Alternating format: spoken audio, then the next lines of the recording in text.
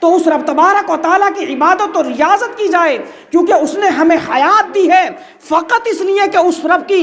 عبادت اور ریاضت کے جذبے اس دل کے اندر سموئے جائیں۔ اللہ کے رسول فرماتے ہیں کہ جو بندہ مومن اللہ کی عبادت کے جذبے اور جذبوں کے پھول اپنے دلوں کے اندر بسا لیتا ہے، اللہ پاک اسے دنیا کی کامیابی بھی عطا فرماتا ہے اور دنیا کے بعد آخرت کی کامیابی کا تاج بھی عطا فرما دیتا ہے۔ وَإِذَا الْقُبُورُ بُعْثِرَتْ، اے انسان تو دنیا کی زندگی میں اس وقت کو مت بھولنا کہ تمہاری قبروں کو کھولا جائے گا اور تمہیں تمہاری قبروں سے اٹھا کر پھر ہم اپنی بارگاہ میں لائیں گے، اور پھر کیا ہوگا؟ اللہ نے آگے ارشاد فرمایا عَلِمَتْ نَفْسٌ مَّا قَدَّمَتْ وَأَخَّرَتْ، اس وقت ہر جان جان جائے گی کہ اس نے کیا نیکی آگے بھیجی تھی اور کیا گناہ پیچھے چھوڑے تھے۔ مفسرین اکرام بیان فرماتے ہیں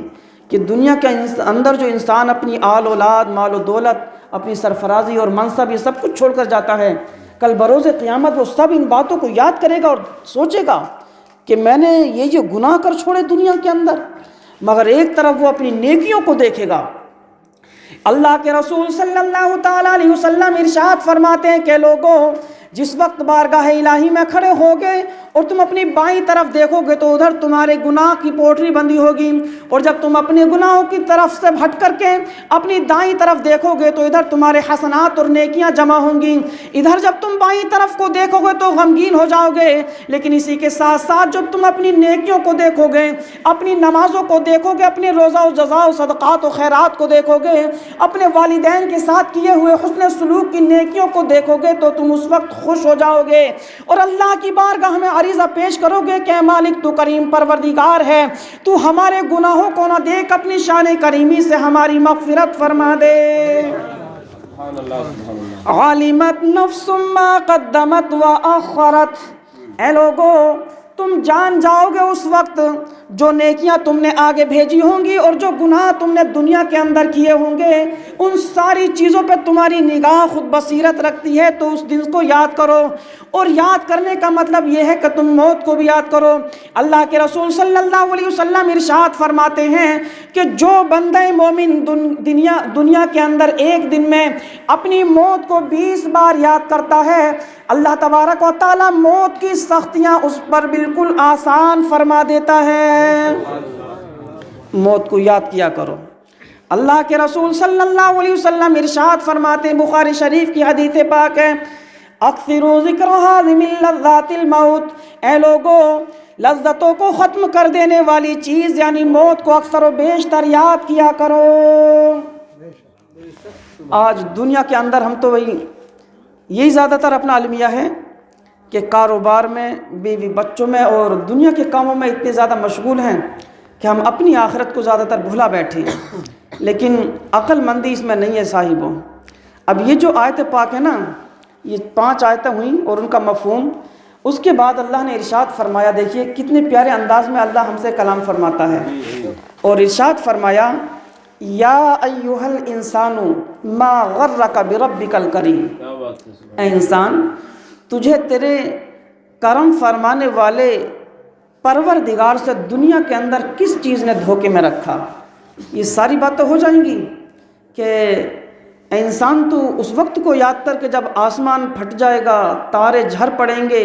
سمندر سب ایک دوسرے میں ملا کر بہا دیے جائیں گے اور روئے زمین پر پانی آ جائے گا، زلزلے آ جائیں گے، قیامت برپا ہو جائے گی، اور پھر جب چاہے گا اللہ پاک قبروں کو حکم دے گا کہ وہ اپنے مردوں کو باہر نکال دے تو مردے سب نکل جائیں گے اور حساب و کتاب ہو جائے گا، سب لوگ اللہ کی بارگاہ میں حاضر ہو جائیں گے۔ تو جس وقت ابن آدم اللہ کی بارگاہ میں حاضر ہوں گے، اس وقت یہ ندا دی جائے گی اللہ کی جانب سے، سارے لوگوں سے کہا جائے گا یا ایھا الانسان، اے انسان ما غرک، کس چیز نے دھوکے میں رکھا تجھے، بربک الکریم، تجھے تیرے کرم فرمانے والے پروردگار سے۔ اب وہ کرم فرمانے والا پروردگار کون ہے؟ تو خود اسی آیت پاک کے بعد اللہ نے پھر ذکر کیا اپنی نعمتوں کا کہ انسان وہ کریم پروردگار الذی خلقک، جس نے تجھے پیدا کیا، جس نے تجھے پیدا کیا، اگر وہ چاہتا تو تجھے پیدا نہ فرماتا، اگر وہ چاہتا تو تیری جگہ کسی دوسری مخلوق کو پیدا کر دیتا، لیکن اس نے تجھ پر کرم فرمایا کہ تجھے پیدا کیا، دنیا کی حیات دی اور حیات کے ساتھ دنیا کی نعمت عطا فرمائی، پھر فرمائے گا ما غرکا، تجھے کس چیز نے دھوکے میں رکھا تھا دنیا کے اندر، اس کرم فرمانے والے پروردگار سے، الذی خلقک، جس نے تجھے پیدا کیا، فسواک، پھر تجھے برابر کیا، فعدلک، پھر اعتدال کے ساتھ پیدا کیا۔ اور اعتدال کے ساتھ کیسا کہ آج ہم اپنے ہاتھوں کو دیکھیں تو دونوں برابر ہیں، اپنی آنکھوں کو دیکھیں تو برابر ہیں، کانوں کو دیکھیں تو برابر ہیں، دونوں سنتے بھی ہیں، ہم اپنی کسی بھی چیز کو دیکھیں، ہاتھ اور پیروں کو دیکھیں تو وہ دونوں برابر ہیں، کسی چیز میں کوئی تفریق نہیں ہے، مگر کچھ لوگ خلاف فطرت پیدا ہوتے ہیں، اس میں بھی اللہ پاک کی حکمت ہے کہ کسی کا پیر ختم کیا، کسی کی ایک آنکھ تو کسی کا ایک کان ختم کیا، اس میں اللہ پاک کی الگ حکمتیں ہیں، وہ ایک الگ باب ہے، لیکن اکثر انسان کو اس طور پر اللہ نے پیدا کیا اور اپنی عزت و شرافت اور کرامت و بزرگی انسان کو اپنی نعمتوں کے طور پر اتنی عطا فرمائی کہ آج انسان اگر اپنے جسم پر غور کرے تو انسان سر کے بالوں سے لے کر پاؤں تک اتنی نعمتوں میں ڈوبا ہوا ہے، اور نعمت کے طور پر آج اگر ہم دیکھیں تو ہم ان چیزوں کا حساب لگائیں کہ اللہ تبارک و تعالیٰ نے ہمیں بغیر کچھ لیے کان عطا کیے، دیکھنے کے لیے ہمیں آنکھیں عطا فرما دیں، بولنے کے لیے ہمیں زبان عطا کی ہے، لیکن اللہ نے کسی عضو پر کچھ نہیں لیا ہے، نہ کسی چیز کا مواخذہ فرمایا ہے۔ آج دنیا کا یہ قانون ہے کہ کسی انسان کی آنکھ خراب ہو جائے یا قوت باصرہ ختم ہو جائے اور ڈاکٹروں کے پاس جائے اور بات کرے کہ مجھے اپنی آنکھ ٹھیک کرانی ہے، تو آپ جانتے ہیں کہ ایک آنکھ لگانے کے لیے اور ایک آنکھ کی بینائی واپس لانے کے لیے انسان لاکھوں لاکھوں روپے خرچ کر دیتا ہے، لیکن وہ کریم پروردگار ہے کہ اس نے سر سے لے کر پاؤں تک کا یہ پورا جسم ہمیں عطا کر دیا، لیکن اس پورے جسم کو عطا فرمانے پر ہم سے نہ کسی چیز کا مواخذہ فرمایا ہے، اگر مواخذہ فرمایا ہے تو فقط اس چیز کا کہیں لوگوں تم اپنے دلوں کے اندر میرا خوف اور میرے ولیوں کی اور میرے نبیوں کی محبتوں کے پھول اپنے دلوں میں سجا لو۔ اگر تم نے ان کی محبتوں کے پھول اپنے دلوں میں سجا لیے، میرا خوف اپنا دلوں میں جما لیا، اور میرے خوف کے ساتھ تم نے میری عبادت اور ریاضت کے جذبے اور ان کے پھول اور ان کے پودے اپنے دلوں میں اگا لیے، تو یقیناً ہم تمہیں دنیا کی نعمتوں سے بھی سرفراز کریں گے، اور آخرت میں جب تم ہماری بارگاہ میں آؤ گے تو وَلَقَدْ كَرَّمْنَا بَنِي آدَمَ کا تاج بھی عطا فرمائیں گے۔ بربک الکریم، نعرہ تکبیر، نعرہ رسالت، یا ایھا الانسان ما غرک بربک الکریم۔ نعرہ تکبیر۔ اے انسان، دنیا کے اندر یہ اللہ پاک فرمائے گا اپنی بارگاہ میں کھڑا کر کے، اے انسان ما غرک، تجھے کس چیز نے دھوکے میں رکھا، بربک الکریم، اس کرم فرمانے والے پروردگار سے، الذی خلقک، جس نے تجھے پیدا کیا، اور کیسا پیدا کیا۔ اللہ کے رسول صلی اللہ تعالیٰ علیہ وسلم ارشاد فرماتے ہیں، لوگوں سنو، بخاری شریف کی حدیث پاک کا یہ مفہوم ہے، اللہ کے رسول صلی اللہ علیہ وسلم ارشاد فرماتے ہیں کہ دنیا کے اندر اللہ پاک نے کئی لاکھ مخلوقات کو پیدا کیا، کئی لاکھ مخلوقات کو پیدا کیا، لیکن جتنی نعمتیں اللہ نے انسان کو عطا فرمائی ہیں مخلوق میں کسی کو عطا نہیں فرمائی، اور ایسی نعمتیں عطا فرمائی ہیں۔ اللہ پاک نے انسان کے چہرے کے بارے میں ارشاد فرمایا، سورۃ التین کی تلاوت کر کے دیکھیں، اور اللہ پاک فرماتا ہے، تین چیزوں کی قسمیں یاد فرمانے کے بعد اللہ نے ارشاد فرمایا، لَقَدْ خَلَقْنَا الْإِنسَانَ فِي أَحْسَنِ تَقْوِيمٍ۔ اے انسان، یاد کر اس وقت کو کہ جب تو اپنی ماں کے پیٹ میں تھا، اور فن مصوری کے لیے ہم نے فرشتوں کو مقرر کیا، اور ہم نے فرشتوں کو یہ حکم فرمایا کہ اے فرشتوں، ماں کے پیٹ میں جانے کے بعد تم بچوں کی صورتیں پیدا کرو، ان کے کھانے پینے کی تقدیر لکھ دو، سارے رزق کو لکھ دو، لیکن اللہ تبارک و تعالیٰ ارشاد فرماتا ہے کہ تمہارے چہرے کے سوا ہم پورا جسم تو فرشتوں کے ذریعے پیدا فرماتے ہیں، لیکن جب چہرہ بنانے کی بات آتی ہے تو اللہ تبارک و تعالیٰ ہمارے چہرے کو فرشتوں کے ذریعے پیدا نہیں فرماتا ہے، بلکہ اللہ پاک ارشاد فرماتا ہے، لَقَدْ خَلَقْنَا الْإِنسَانَ فِي احسن تقویم۔ اے انسان، ہم نے تمہیں احسن صورت میں پیدا فرمایا۔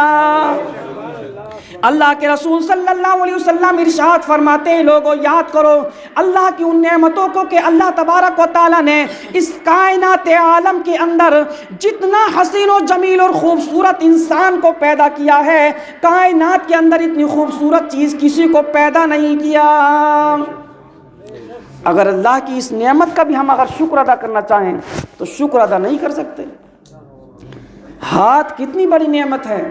اس آدمی سے پوچھو ان کی قیمت کہ جس کے ہاتھ کسی حادثے میں شکار ہو جاتے ہیں، کٹ جاتے ہیں۔ یہ آنکھیں کتنی بڑی نعمت ہے، اس انسان سے پوچھو کہ جس کے پاس یہ نہیں ہے بینائی ختم ہو جاتی ہے۔ ہمیں تو خوب پتہ ہے، ابھی 1 سال تو ہوئی ہے، ہمارے والد کی جو ہے دونوں آنکھیں ختم ہو گئی تھیں، تقریباً 10-11 مہینے نابینا رہے غالباً۔ تو ہم جانتے ہیں کہ کتنی پریشانیوں کا سامنا کرنا پڑا اور ان کا وہ وقت دیکھا نہ جاتا تھا۔ تو کیا جو کیا اللہ نے کروایا، ہم تو کیا کرتے، اللہ نے خدمت کا موقع دیا ہمیں۔ ایک آنکھ پڑ گئی الحمدللہ کہ آج وہ بینا ہو گئے، دنیا کے اندر چل رہے ہیں۔ تو یہ قیمت جو انسان کو بغیر کچھ لیے یہ نعمت اللہ نے پورا جسم بھرا ہمیں عطا کیا ہے، اس انسان سے پوچھو کہ جس کے پاس نہیں ہے یہ ٹانگیں، قدم کتنی بڑی نعمت ہے، کان کتنی بڑی نعمت ہے، اس انسان سے پوچھو کہ جس کے پاس قوت سماعت نہیں ہے۔ سر کے بال اڑ رہے ہیں اس دور میں، تو یہ دیکھ رہے ہو آپ کہ سر کے بال یہ بیماری کچھ ہندوستان کے اندر تو زیادہ ہی ہے، یہ بال ختم ہو گئے جی، ہمارے بہت ختم ہو چکے ہیں۔ تو بال نہ ہونے کی وجہ سے کتنی پریشانی آتی ہے، نزلہ رہتا ہے زیادہ تر انسان کو۔ تو آج ہمیں اس کی قیمت پتہ چلتی ہے کہ یار بالوں کی کیئر کی ہوتی، ان کی حفاظت کی ہوتی تو شاید یہ دن دیکھنے نہ ملتے۔ بڑی احتیاط سے رکھنا پڑتا اپنے سر کو بھی۔ تو اللہ نے ہمیں یہ جسم دیا ہے صاحبوں، یہ اس لیے نہیں کہ فقط ہم دنیا کماتے رہیں اس جسم سے، دنیا بھی کماؤ، بے شک ہمارا دین اس چیز کو کہتا ہے کہ دنیا بھی کماؤ، بڑے سے بڑا منصب حاصل کرو، ڈگریاں حاصل کرو، بڑے بڑے کاروبار کرو، سب کچھ کرو، لیکن ان سب کے ساتھ میں کم سے کم اتنا کرو کہ اپنی آخرت کی زندگی کو آباد کر لو۔ پہلے کچھ مت کرو، کچھ مت بنو، سب کچھ بننے سے پہلے اللہ کا بندہ بن جاؤ کم سے کم، بس۔ کل بروز قیامت ہم سے اس چیز کا حساب لیا جائے گا۔ آپ سورہ یاسین کی تلاوت کرتے ہوں گے، اچھا کلمہ شریف پڑھیں پہلے ایک بار، لا الہ الا اللہ محمد رسول اللہ۔ میں بہت جلد اپنی بات کو سمیٹوں گا کیونکہ کافی وقت ہو جائے گا ابھی بھی۔ تو کل بروز قیامت ہم سے ہمارے پورے جسم کے بارے میں سوال ہوگا، اور سوال ہونے سے پہلے خود ہمارا جسم اس چیز کا حساب بھی دے گا اللہ کی بارگاہ میں کہ اے اللہ تیرے اس بندے نے مجھ سے یہ کیا، مجھ سے یہ کیا۔ کان اپنا کام بیان کریں گے،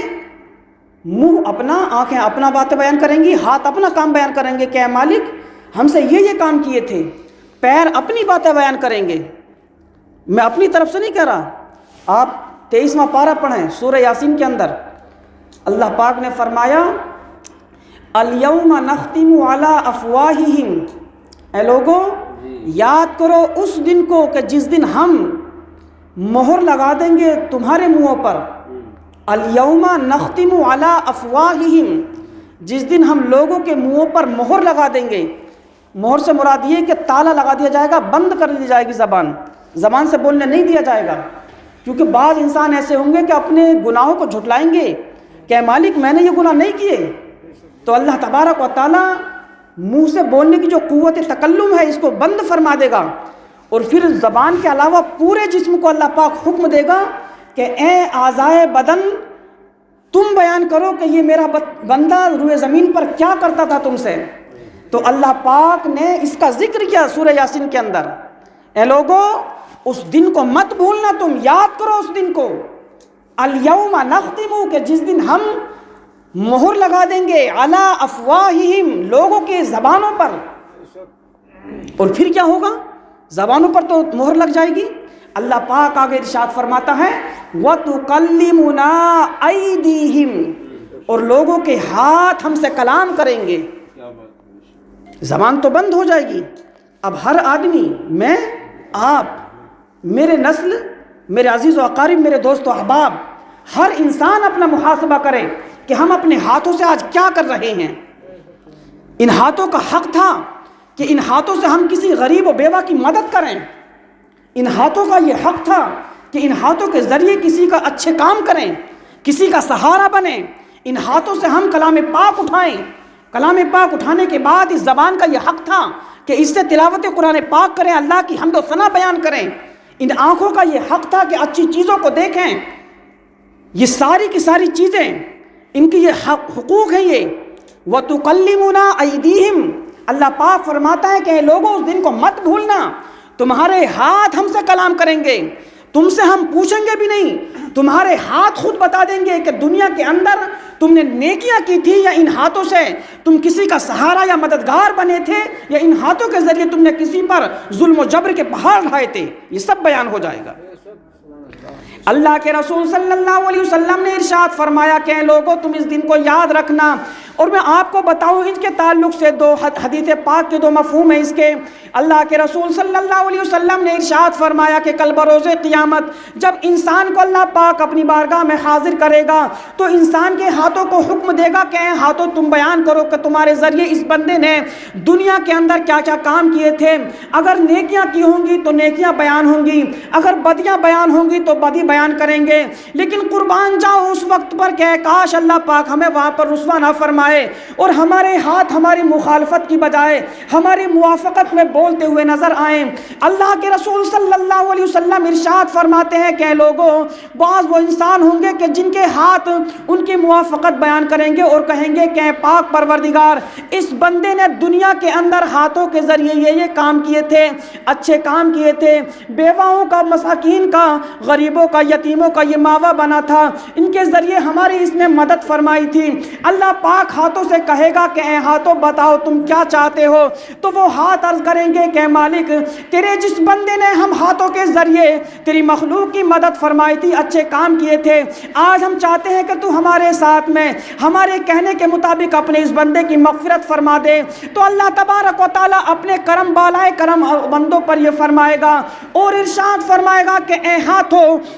آج تمہاری سفارش کی بدولت، آج جو تم مغفرت طلب کرتے ہو، فقط تمہارے کہنے کی وجہ سے میں اپنے اس بندے کی مغفرت فرماتا ہوں۔ ہاتھ اگر ہماری موافقت کر دیں۔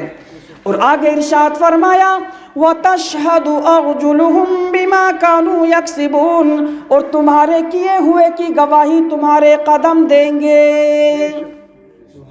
دنیا کے اندر جو کام کرتے ہیں ان سب کاموں کی گواہی ہمارے قدم دے دیں گے۔ وَتَشْهَدُ أَرْجُلُهُمْ بِمَا كَانُوا يَكْسِبُونَ، اور لوگوں کے قدم ان کے کیے ہوئے کی گواہی دیں گے۔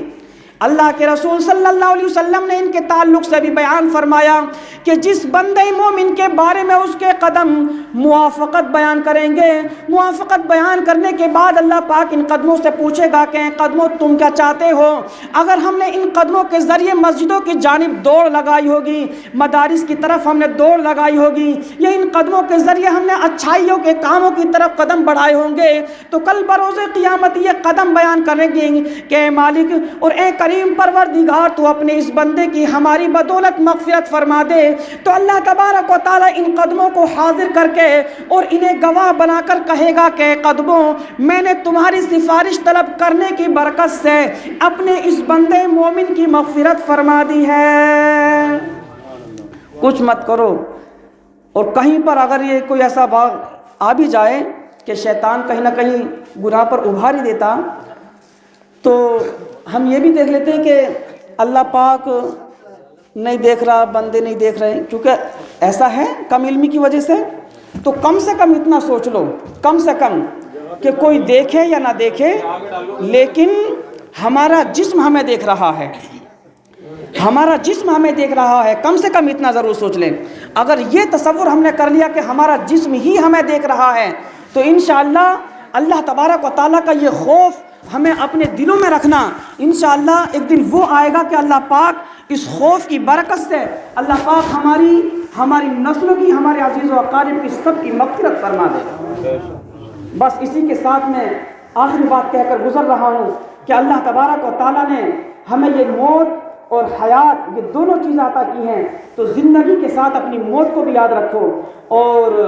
ہمارے درمیان سے جو حاجی وزیر حسین صاحب گزرے ہیں، میں خصوصیت کے ساتھ ان کے شہزادوں کی توجہ کا طالب ہوں، اور پھر آپ سب بھی، کیونکہ ہم سب کے کہیں نہ کہیں والدین ہیں اور دنیا سے تو ایک دن جانا ہی ہے۔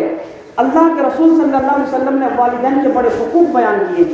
مرنے کے بعد بھی کچھ حقوق ہیں. نماز جنازہ کا پڑھنا، جنازے کے پیچھے چلنا اور ان کے لیے دعائیں مغفرت کرنا، یہ سب سے اہم حق ہے. اللہ کے رسول فرماتے ہیں کہ جس کی اولاد اس کے اپنے والدین کے لیے دعائیں مغفرت کرتی ہے، اللہ پاک ان دونوں کی مغفرت فرما دیتا ہے، دونوں کی مغفرت. بخاری شریف اور ترمذی شریف کے ایک حدیث پاک کا جو چند الفاظ ہیں وہ پڑھوں میں. اللہ کے رسول صلی اللہ علیہ وسلم نے فرمایا اقرؤوا سورۃ یاسین علی موتاکم، اے لوگوں اپنے مرنے والوں کے قریب سورہ یاسین پڑھو، اپنے مرنے والوں کے قریب سورہ یاسین پڑھو. تو بعض مفسرین اکرام بیان فرماتے ہیں کہ سورہ یاسین جیسے ہی بندہ ختم ہو جائے اس کی چارپائی کے قریب پڑھی جائے. بعض لوگوں نے بیان کیا کہ وہاں بھی پڑھی جائے لیکن قبر پر بھی پڑھی جائے.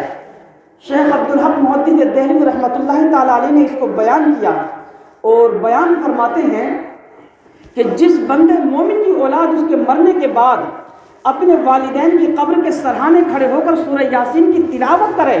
اور سورہ یاسین کی تلاوت کرنے کے بعد پھر اپنے والدین کے لیے دعائیں مغفرت کریں،